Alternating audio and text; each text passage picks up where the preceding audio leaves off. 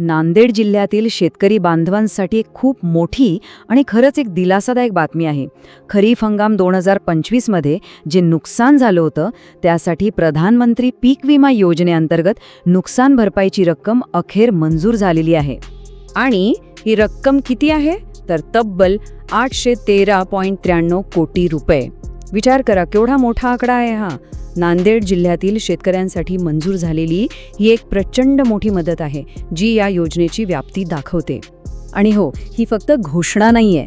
सगळ्यात महत्त्वाची गोष्ट म्हणजे 21 एप्रिल 2026 पासून विमा कंपनीमार्फत ही रक्कम थेट शेतकऱ्यांच्या बँक खात्यात जमा व्हायला सुरुवात पण झाली आहे. चला तर मग आता आपण जरा सविस्तरपणे समजून घेऊया की प्रधानमंत्री पीक विमा योजनेअंतर्गत खरीप हंगाम 2025 ची ही नुकसान भरपाई नक्की का दिली जात आहे, कोणाला मिळते आणि सगळ्यात महत्त्वाचं म्हणजे ती कशी ठरवली गेली आहे. या योजनेची व्याप्ती किती मोठी आहे हे समजून घेण्यासाठी आपल्याला नांदेड जिल्ह्यातील काही महत्त्वाचे आकडे पाहावे लागतील. या योजनेचा फायदा बघा, तब्बल 4,34,819 शेतकऱ्यांना थेट मिळणार आहे. म्हणजे जिल्ह्यातल्या किती मोठ्या शेतकरी वर्गाला यातून एक मोठा आर्थिक आधार मिळतोय, नाही का? पण हे नुकसान झालं तरी किती मोठ्या क्षेत्रावर होतं तर आकडा बघा, 7,27,932 हेक्टर. केवढा मोठं क्षेत्र आहे हे. आणि म्हणूनच एवढ्या मोठ्या नुकसान भरपाईची खरंच गरज होती. आणि हेही पाहण्यासारखं आहे की शेतकऱ्यांनी सुद्धा या योजनेत किती मोठ्या प्रमाणावर सहभाग घेतला होता. जिल्ह्यातून एकूण अर्ज आले होते 8,29,737. हा आकडा शेतकऱ्यांचा या योजनेवरचा विश्वास दाखवतो. चला हे सगळे आकडे एका नजरेत पाहूया म्हणजे चित्र आणखी स्पष्ट होईल. एकूण रक्कम आहे 813.93 कोटी रुपये. लाभार्थी शेतकरी आहेत 4 लाखांपेक्षा जास्त. नुकसान झालेलं क्षेत्र आहे 7 लाख हेक्टरपेक्षाही मोठं. आणि अर्ज आले होते 8 लाखांवर. म्हणजे या आकडेवारीवरूनच या मदतीचं महत्त्व आपल्या लक्षात येतं. बरं, पण ही सगळी नुकसान भरपाई देण्याची वेळ आलीच का? याच्या मागे नेमकं काय घडलं होतं? तर गोष्ट आहे 2025 सालच्या ऑगस्ट आणि सप्टेंबर महिन्याची. हे 2 महिने शेतकऱ्यांसाठी खूपच कठीण गेले.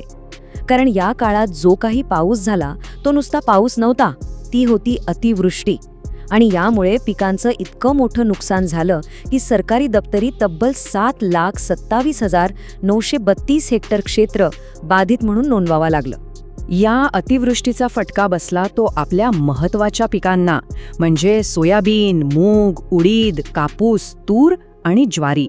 पण एक गोष्ट लक्षात घ्या, सध्या जी 813.93 कोटी रुपयांची रक्कम मंजूर झाली आहे ना, ती प्रामुख्याने सोयाबीन, मूग आणि उडीद ह्या पिकांसाठी आहे. आता एक महत्त्वाचा प्रश्न उरतो, ही जी 813 कोटींची रक्कम आहे ती नक्की ठरवली कशी? म्हणजे कोणीतरी अंदाजे आकडा सांगितला का? तर नाही. यामागे एक अत्यंत पारदर्शक आणि शास्त्रीय पद्धत वापरली गेली आहे. या सगळ्या प्रक्रियेचा केंद्रबिंदू आहे पीक कापणी प्रयोग, ज्याला इंग्रजीमध्ये CCE म्हणतात. आता हे काय असतं तर ही एक प्रमाणित पद्धत आहे.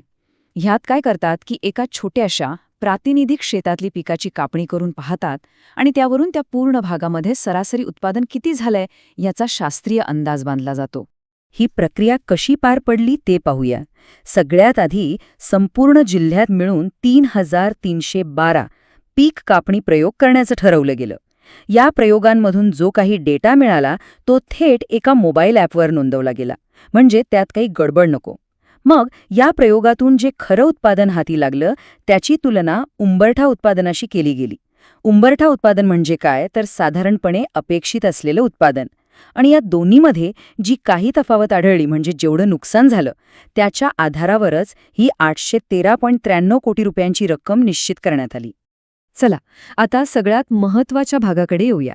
ही सगळी माहिती तर मिळाली, पण लाभार्थ्यांनी त्यांच्या हक्काची रक्कम ऑनलाईन तपासायची कशी? प्रत्येक पात्र शेतकऱ्याच्या मनात हाच प्रश्न असणार आहे की अरे वा, पैसे मंजूर झालेत, पण माझ्या खात्यात किती रक्कम जमा झाली किंवा होणार आहे हे मी स्वतः कसं पाहू शकतो? हे तपासणं खूप सोपं आहे. फक्त या काही पायऱ्या लक्षात ठेवा. सगळ्यात आधी काय करायचं? प्रधानमंत्री फसल विमा योजनेच्या अधिकृत पोर्टलवर जायचं. तिथे शेतकरी लॉग इन नावाचा एक पर्याय दिसेल, त्यावर क्लिक करा.